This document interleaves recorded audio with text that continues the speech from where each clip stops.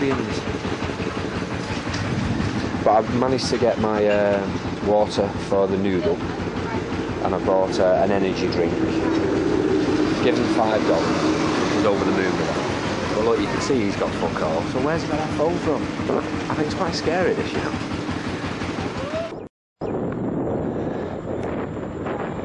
You'll notice now the lack of mountains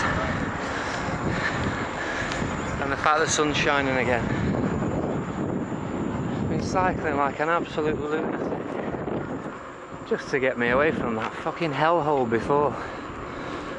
The people had blood for teeth, which suggested they had hepatitis B, which a doctor who I went sailing with around Koh Samui, he was a relief worker here after the tsunami in Thailand. He left Cambodia and went to Thailand, that's why he's there. But he worked here for a few years. He said 80% hepatitis B. But I think I said, didn't I, before, the guy had the latest phone, it made no sense whatsoever. And they were still close enough to Angkor Wat to have materialistic values, even though they were living as these people here are. But again, we've gone friendly. But I've probably done. Well, the fact that the mountains are nowhere to be seen, I don't know, maybe 30 mile. I'm totally fucking ill with it. But I'm really, really pleased again now that I'm in a place where I don't feel like there were going to be some serious sick motherfucker.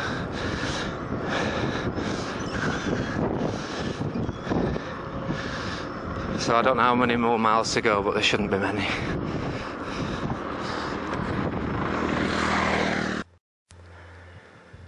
This place has got a real eeriness to it, you know.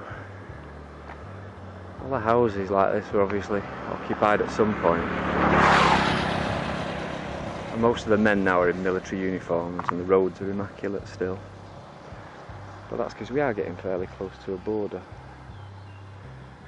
But every single one of them is abandoned. But you just hear music there and there's a full family.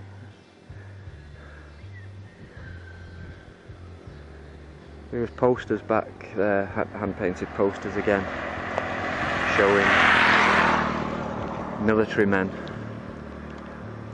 throwing grenades and explosions and rifles and whatnot.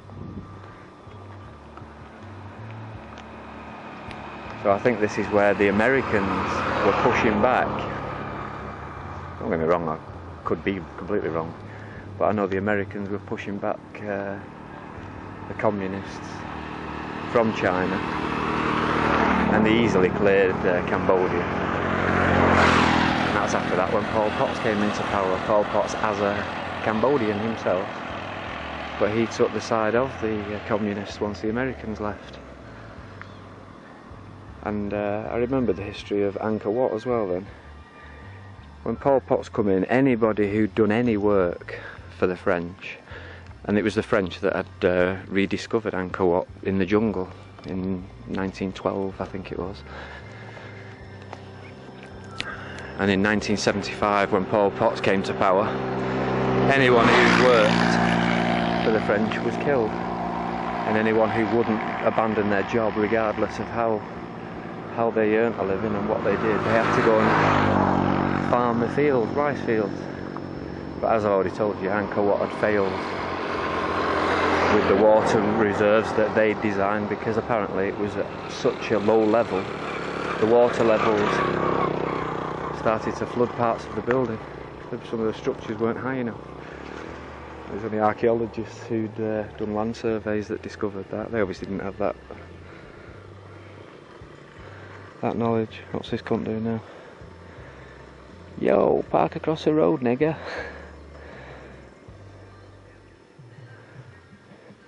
Oh, park and ride. Anyway, I need to find another drink stop now. I've stopped at 3 of these places because you can see somebody still lives there. There's a t-shirt hanging there. You know, I'd live in one of these tonight. I'd put my hammock up in one quite comfortably. I was honestly thinking about it, but I will need somewhere to camp. So it'd be absolutely pointless. I've got nothing to eat. I've got a little fishing line and a fishing rod, but I don't think there's any water in that. I still want to do that, but I'm saving that for the Mekong River. Like I should be saving more of these videotapes instead of talking shit.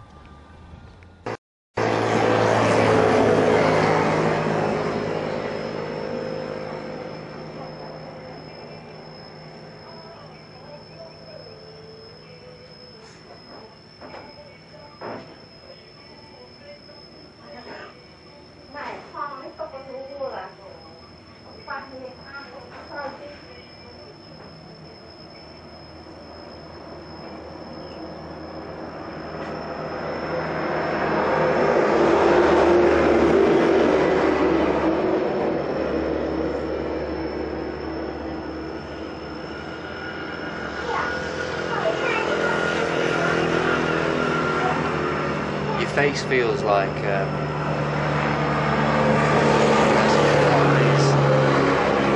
crawling all over. The sweat runs down your body that quickly now. Just got a big lump of ice in here. And it just melts straight away. But I'm going to have to turn the video around again because I don't think I'm talking to him. Just doing a video.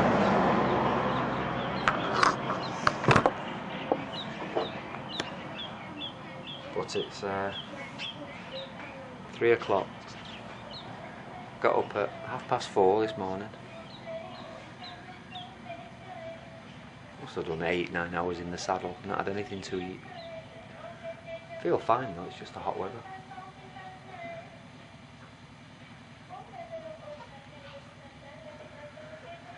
Still reckon about another 3 hours to get the 100 kilometres done in the next town.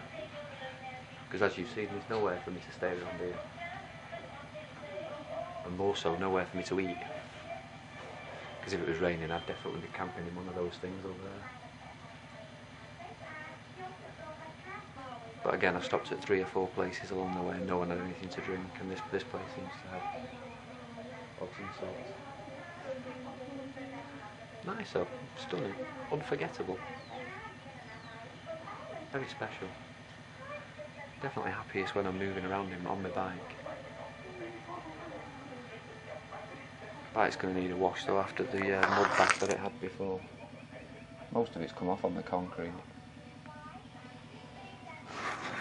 But because I had to take the jumper out before, I've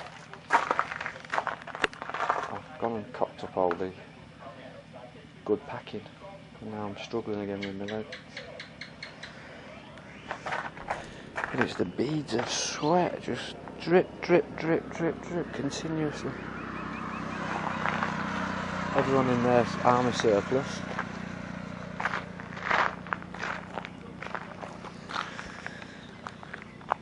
Right, I've just gone to video the shop.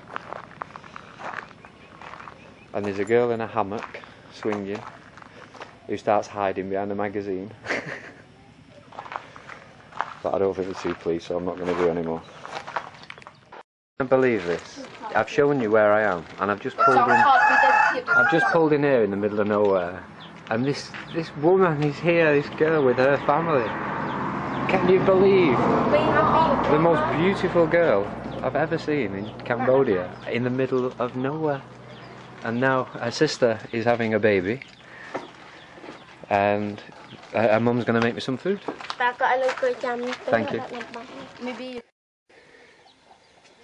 As you've just seen where I've landed, they just told me I can take a shower as well. Oh, heavenly.